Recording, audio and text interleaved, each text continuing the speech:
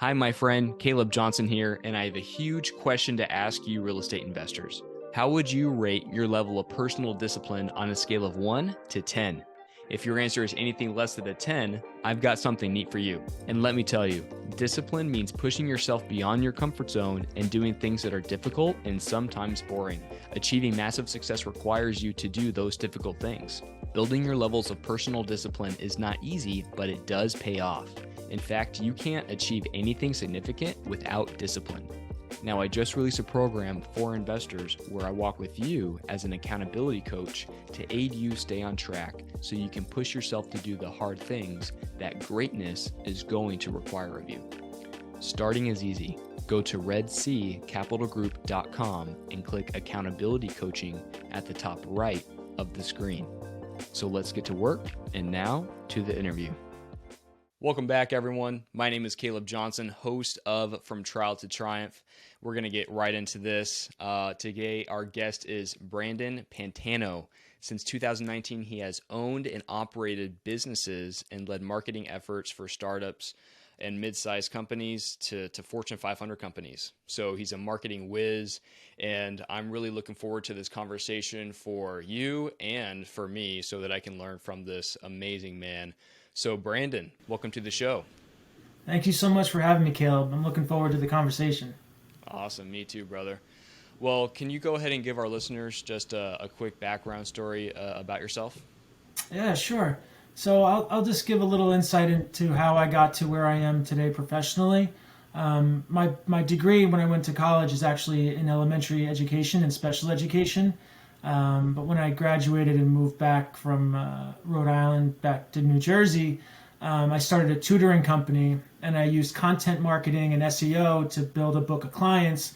And I kind of got addicted to having my ranking go up and utilizing social and utilizing blogging. I really am passionate about writing. And as I caught the marketing bug doing that. I started doing some freelance blog writing and LinkedIn profile optimization and SEO for a few folks. And at the time, I was thinking about proposing to my wife and things like health insurance and, planning for having a family and all that was becoming more and more of a consideration. So I decided to join a small agency here in New Jersey called Rachel Littner Associates. And as I was researching how to do, at the time was PR and social media, I kept coming across this guy, Gary Vaynerchuk, and I was like, I got to do what he's doing.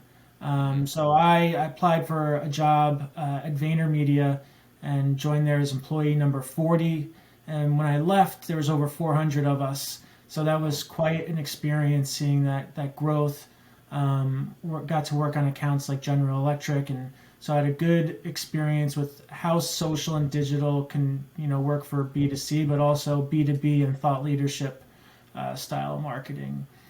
From there, I went to a company called Recycle Bank, and then moved on again to a company called Lutron, where I in-house ran communications, social, and digital marketing.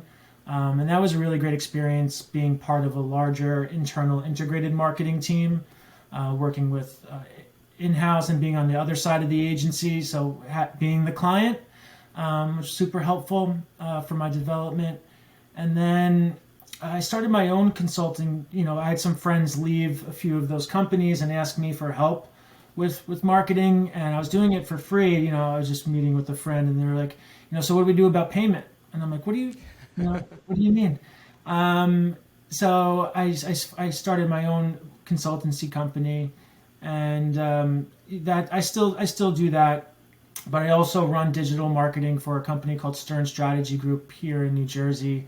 And there's two business units. One is a speaking and advisory bureau, and one is a PR and marketing agency. So I split my time between both business units, and that's where I am professionally today.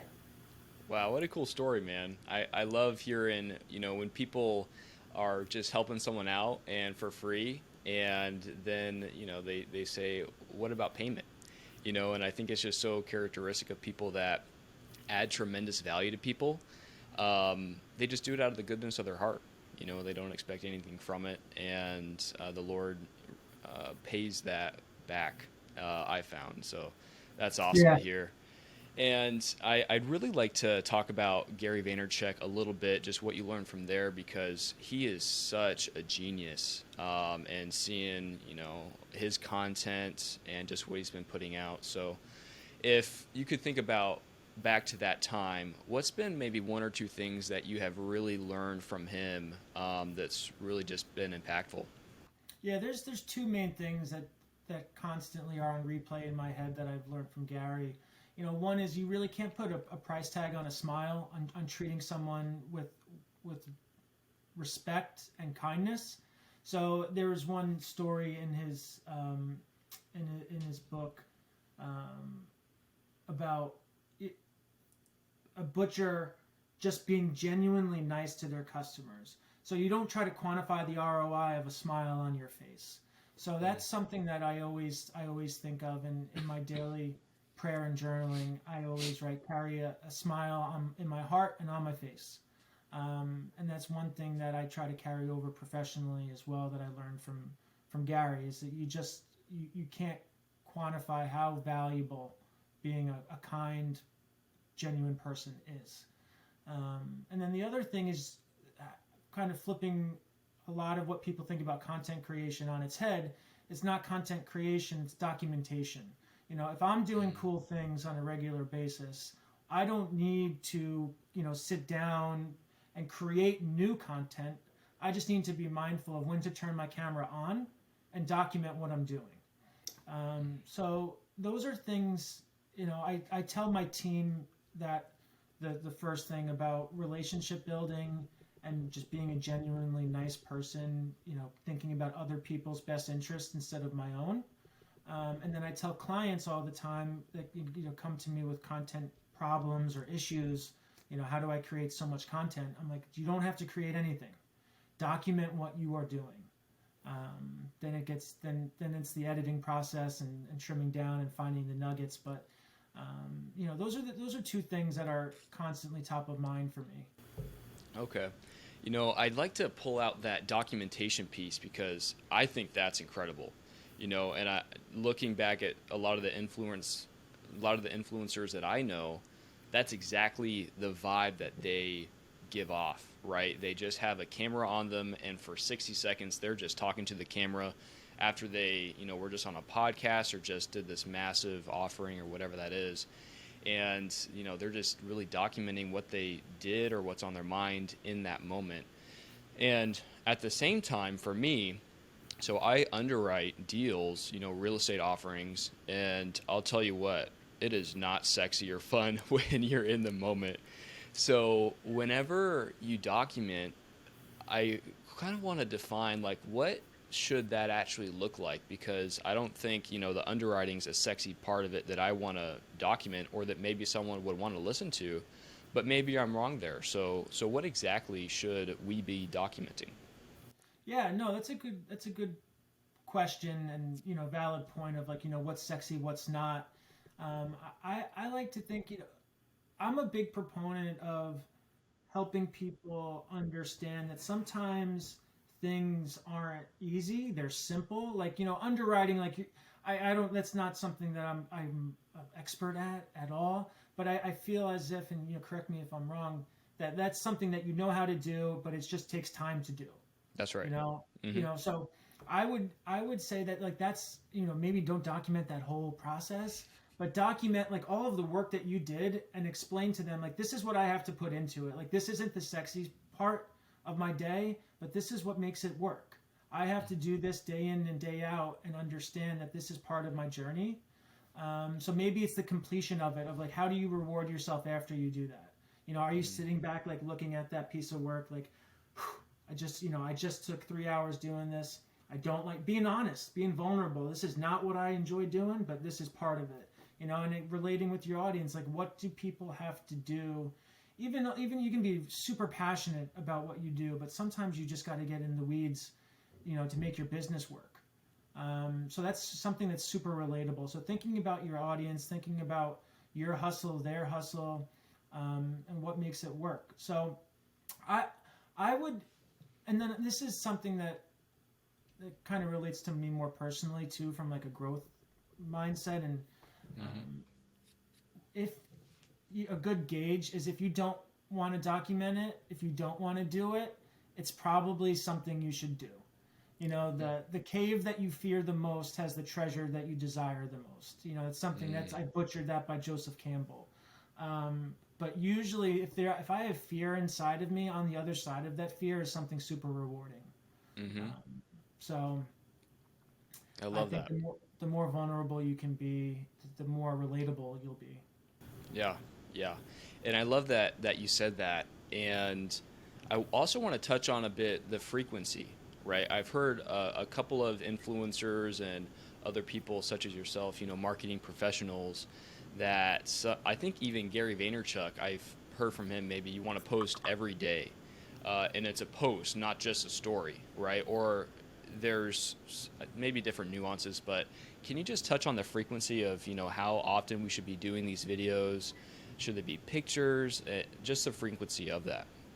Yeah, so I think video is definitely the best content medium right now depending on your business. So if you're an organization, it might be less scalable, like for your brand to be doing this every day. Like if you have a social media manager, the social media manager can't or shouldn't, in most cases, be creating videos of themselves. If you're your own business owner and or even the executive of a large organization, I might recommend like you just create a short video every day. It'll help with employee engagement. It'll help communicate what your day to day is like. It'll make you more real, and you can humanize your brand through your experience. But to specifically answer your question, algorithms do change and ebb and flow, but for the most part, a daily post is I'm not going to disagree with someone who says post daily. Not only do most algorithms currently reward that type of posting frequency, but your audience, you have a regular posting cadence. So being consistent, on YouTube, that might be a weekly post. Sometimes I've heard of YouTube content creators, vent that notifications aren't working for them properly.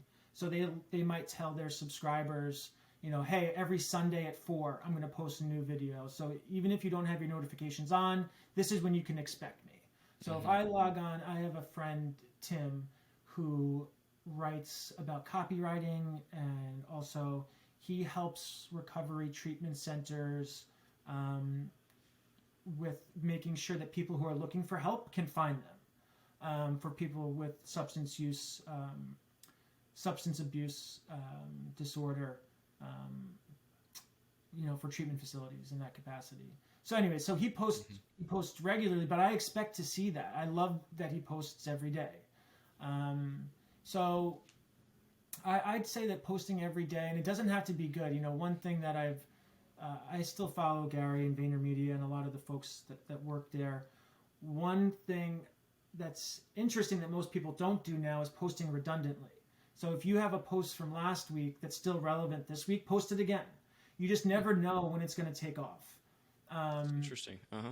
So sometimes, like if you get one person who reposts or shares, and that activates their audience, you can go from reaching 100 people to reaching 10,000 people. The exact same post, just a different time. Wow. That's that's something that is mind blowing to me because I've never considered. I think if I have one piece of content that I post it and then move on to something else, right? There's more content, but what you said, if you had a great post, and again, if you just repost it, it could hit someone differently, and then you just compound that even greater. And in most people's feeds, it might just look like the same post. So like unless you're posting like on LinkedIn, if I saw the same post twice, I would just think it's someone didn't post it twice. I would think it was the same one that LinkedIn is feeding me again. That might change out with Instagram and other platforms, but for the most part, it's if you're not spamming the platform, and you will get penalized for doing that. It's really not a bad practice to try and to test out. Now, talking about algorithms a little bit, that is something that's so I feel above my pay grade, right? I don't understand it, and some people might not even know what algorithms are, and I think they change, and there's so many nuances there. So, is there something that you can share with us that kind of explains how those work and just how important they are? Yeah, so not from a technical standpoint, Mm-hmm. but if you imagine you are Facebook, Meta, Instagram, LinkedIn, or TikTok, what you try to achieve is keeping people on your platform. So they want to reward people who create great content. So how they're not creating the content, right? They rely on their users to create the content that keeps people on their platform. So whenever you put out something that's super engaging and they see that people are commenting and staying on your post and hovering over it and watching it again, those are things that will, that the algorithm, generally speaking, rewards. So, you don't want to say, leave a comment every time, but if you have a prompt in your video that like is kind of thought provoking and that would inspire someone to leave a comment, even if it's kind of provocative, and some people might troll you, those comments are good. Any conversation on your post is a good conversation.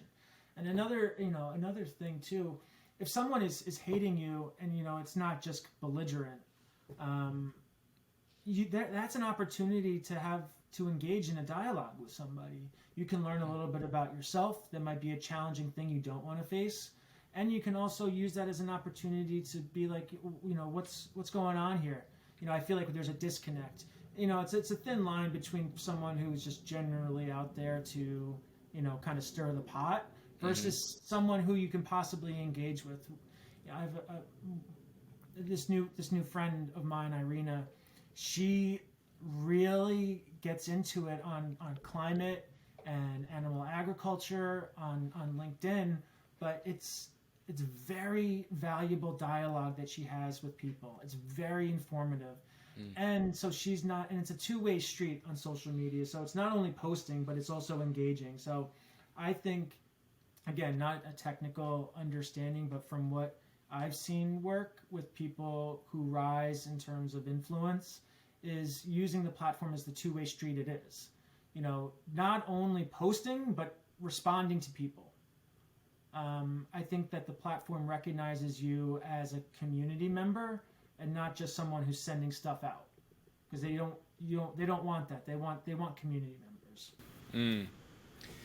And what you said, where I've never even thought about this, but with having that two-way conversation, it makes sense. If I'm Zuckerberg and I want people to stay on the platform more, and so to have that two-way dialogue, that's huge.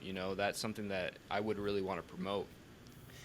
Hey guys, if you're enjoying the content of our podcast, but you have additional real estate investing questions, I'm happy to answer those questions for free. Head over to redseacapitalgroup.com and book an appointment with me. Not only am I the host of the show, but I am actively buying and already own properties across the US. So feel free to schedule a time that works best for you. Visit redseacapitalgroup.com to book your appointment today. Now, I think the difference comparing to comments, likes, and downloads, I never even considered if a post has, let's say, more comments than another one, that maybe that'll get more views or more, it'll be at the top of the feed more because the platform will just put it there. The algorithms will put it there. So, what's more important? Likes, especially in podcast land, downloads, um, likes, comments, views. I mean, what's the most important there? Yeah, so it varies on the platform. Like right now, Mm-hmm. saves are really big for Instagram. Mm. They're beginning to weight that more because if you save it, that's like, man, not only did I enjoy it now, but I'm going to enjoy it later, Yeah. or I want to you have that as my frame of reference for something in the future. But I spend a lot of time on LinkedIn at Stern Strategy Group. We do a lot of thought leadership style marketing, and a lot of these folks are on LinkedIn. and their audiences are on LinkedIn. Reposts are huge, but comments are really. I just read an article recently. It escapes me where it was, but that comments are huge because you not only adds to the engagement of the post and the future reach, but if I see that Caleb I'll get something in my feed that says Caleb commented on this post. Mm-hmm. So you could have commented on a brand I don't follow, an organization I'm not aware of, or a person I'm not aware of, and you commented on that person's post. Now I'm aware of that organization because it tells LinkedIn has now told me Caleb has commented on XYZ post. So it exposes me to new things because you engaged with it. Because I follow you, I like what you do, and that's what LinkedIn knows and is like this discovery mechanism. I think TikTok really spurred the importance of content discovery, of just how quickly it grew, and because it showed and fed people new things, right? I think LinkedIn and definitely Meta has taken this to heart on how do we get new and fresh content to folks, and not just the people that they follow. So it's kind of breaking down that bubble, that content bubble that most people live in. So I think LinkedIn has done a good job of that recently. Now, you said another good point there. Whenever it comes to commenting, because listen, for me, I can't get on social media, let's say Instagram. If I get on there for 5 minutes looking at dog videos, I'm screwed for an hour, right? And so it just sucks you in. And so I know that social media does that for me, so I don't want to go on there. However, what you just said about commenting and that two-way dialogue is really important for my own channel, right? If I'm on my business channel and I want to engage other people, so is it really that important for my channel to grow or my presence to grow for me to, comment on other people's tasks? So what I'm thinking is if I take 15 minutes a day to comment on other people's, posts, like them, reach out to them, whatever it may be, would that help my own channel grow? I think so. I definitely think so because now if you say something, you don't want to intentionally just look intellectual, right? But if you have Right. something valuable to share on someone else's post and you're engaging with them, everyone else who's engaged with it now sees you. And Right. if you what you're it's another microcosm community to engage with. So if you're commenting on somebody's post and the other people who commented on that post sees you, they may like what you have to say, check you out, and follow you. Mm-hmm. And then I also think it's a very authentic way to go about things, and I can do a better job of this myself. Um, if I am learning from other people, I'm being vulnerable by leaving a comment, and I don't do a good job of this. I'm like the cobbler's son that has like really crappy shoes. Like I just don't have a very good presence. And then I'm also like you too, where I try to have a healthy diet of social media, so I don't use it Right. too personally because I'm so in it, a good portion of my day. Right.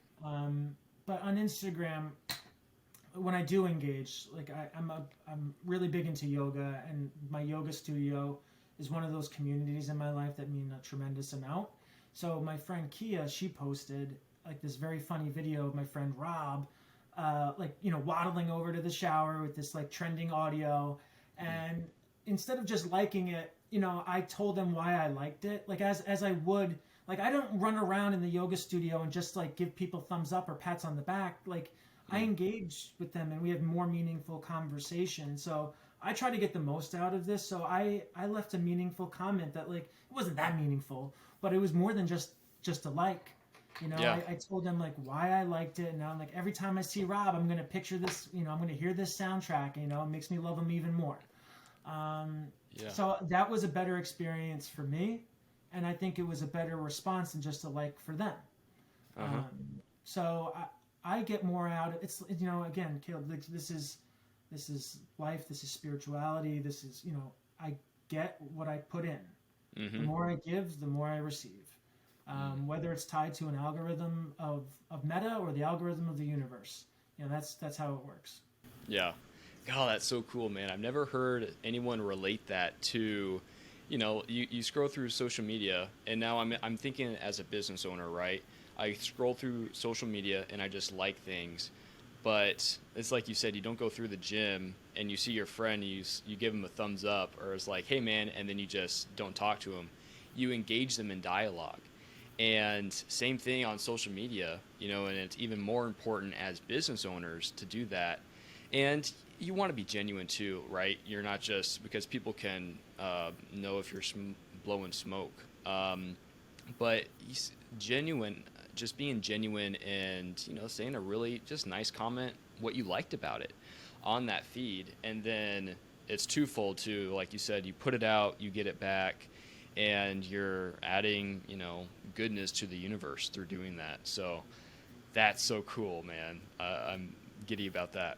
Um, so we talked a lot about good things to do. So what are you seeing, or what's out of date, right, in the marketing world? Are there things that you see people do that are just not working and they don't know it's not working, but they keep doing it?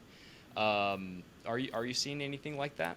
Yeah, you know what? It's funny. Like email is getting really tough, man. Mm, This is just my personal experience lately, and I think that email is one area that people's spam filters are getting so much more stringent. So like if you're doing like lead generation, for example, or even you're trying to get a good newsletter out there, it's so noisy and there's so many barriers to entry. I don't know what the answer is, but being creative with how you reach people on email is super important. I think Axios does a really great job with their newsletter, keeping it super succinct, keeping it very regular, whatever that cadence is. Again, so people know, like through the noise, through the thousands of emails that people get, you know when to get that, whether you're subscribed weekly or daily, and being concise. And another thing that's lost in email is I heard someone say, however you're writing an email, that person is going to read it 1 degree less kind than you sent it. right. So I always keep that in my mind too. I want to make sure that I'm not sounding like a not kind in my email because people read it 1 degree less kind in Mm-hmm. tone. And another area too is data and the attribution, like the reporting of the mechanisms involved with how um, difficult it is to track people on the internet. So on your website, I'm seeing more and more direct traffic because it's not direct is basically like a placeholder for the unknown. So like if someone is disabling cookies, as they should, and I get it. Like as a marketer, I sometimes if I like the website, I'll let them track me, so I'm giving them data. But more and more people are understanding how to control their privacy across the internet. So third-party advertising is something that is not going to be around in the long term. Influencer marketing and zero and first-party data is going to become more and more important, and that's what influencers are. They're the first zero and first-party data. You're leveraging their zero and first-party data by their audience. So I think that if I had to choose where to invest, my clients' money, which I try to persuade them to do, it's less on these third-party display advertising and more on this, influencer and zero and first-party data. Bloomberg is doing a great job of this. They're monetizing their whole platform in house. They're creating their own media kind of ad network buying desk, which is interesting. I think that'll be more and more the case. Okay. Okay. And I think, man, that is spot on because I'll go, let's say, on Chrome and I'm just on a Bible website or whatever it is. Man, all the ads on there, it is so annoying. And especially, let's say I'm trying to do research and it's free. The website that I'm on is free, but they provide reports, and the way they monetize it is through ads, right? And so that's how they're generating income, which is great for them. And at the same time, it's so bothersome to me because on this huge page, half of it is showing because there's this huge ad. And one, I don't want to go back to that website, and two, it's just annoying. And so Yeah. I think that would be twofold. It would hurt, through it would hurt the website because they have the marketing on there, and how much benefit is that really providing the website owner, right? And so I think you're spot on there, and I want to maybe put that in more English because of what you said. Uh, because you said 0 to 1% marketing, and I understand the influencer side of that, right? If I'm going to go pay Gary V to market my thing, my product, my service, whatever it is, then he's the influencer. He's going to, be great, sharing that with my audience and his audience. Now, you said Bloomberg is bringing that in house. Is so So what is? they're not allowing. So there's a few things. So Bloomberg's not allowing a third party like Google Ad Network to place ads on their articles. To simplify Mm-hmm. it, Mm-hmm. they're having control of it. They're saying we know who's logging in and what they prefer. And again, it goes back to this algorithm question: creating the best user experience. I didn't even talk about how crummy it is when you go try to read a Fortune or Forbes article and you feel like you're walking through Times Square while trying to read something. Yeah. It's Right. just super distracting. So Bloomberg has recognized this, and we're going to try to create the best user experience possible when people are, digesting our content. So zero-party data is the information that, you know, I have as a business that just happens because I conduct business. First party data is the data that I get because I interact with my customers and I might send them a survey. So a survey is an example of first party data, and Mm. zero party data is like, how much inventory you've gone through and, stuff like that. It's an oversimplification of it, and that's probably as far as before I start screwing it up myself, I'm with you. from explaining it. But I hope that helps a little bit. Yeah, yeah, that's great. That's really good. Well, Brandon, I've really enjoyed this conversation, man, and I think we're already running up on time. I feel like, you have an incredible personal story, and I want to get into that, and at the same time, I don't think we'll have time today. We might have to have you back, and just again, the content you provided today was so impactful. I think it's so important as business owners, that we listen to this because marketing is booming, right? Marketing is such a growing industry, and it's what people really need to get into to and understand to grow and have a successful business. So you provided a ton of value, and I want to go ahead and shift into the final three questions. And the first question being is, if you could recommend a book to our listeners, what would that be? Man, I'm lucky. Where I work now, I'm surrounded by such smart folks, and we have so many good books floating around. So there's, if I can, I'm going to cheat, and I'm sorry, Caleb. There's two really quick. I'm just going to give a shout It's out for a fine. new book Mm-hmm. that's been really great called The Good Life. It's about a Harvard study that's happened over the last 80 years. And I'm going to, spoiler alert, the secret to the good life is relationships. So it's tracked people over the last 80 years and generations of folks, and it's correlated. It's like if the happy life is a life with meaningful relationships, it really, helps you see where are the gaps in my life, in terms of creating meaningful relationships. And it really resonates just as like, you know, being a tribal animal. It makes a lot of sense. And then one book that's really changed my life, is Inner Engineering by Sadhguru. So I'm really into yoga and Mm-hmm. spirituality and my personal religion.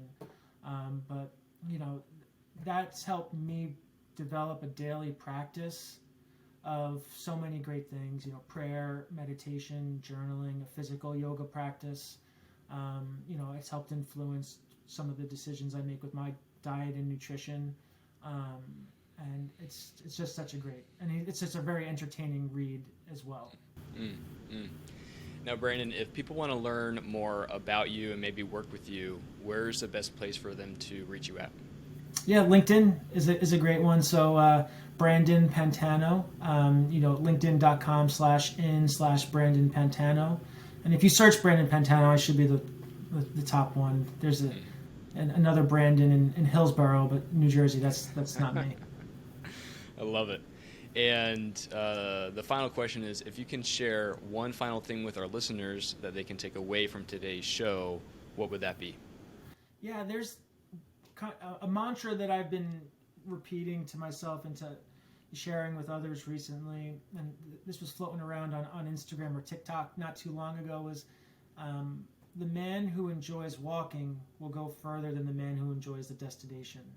So it's just a reiteration of, it's the journey, not the destination. But I like how it goes one layer deeper of like, if I enjoy putting one foot in front of the other, and I take solace in the fact that I've, crossed a certain milestone, I will pass way more milestones than the person who sits in that destination and like is kind of struggling through each step. I need to find joy in each step. Like, it may be painful, but I don't have to suffer through it. You're right. God, I love that. So many people want the end result, and I think we all want that, right? But if you enjoy the journey and the process, you're going to go a lot farther and have a lot more success, and it's going to be a lot more enjoyable if you're just interested in the return.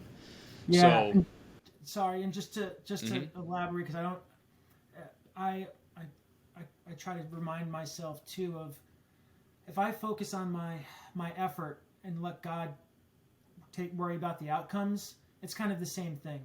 Like if I try to control the outcomes, I'll end up confused and not happy.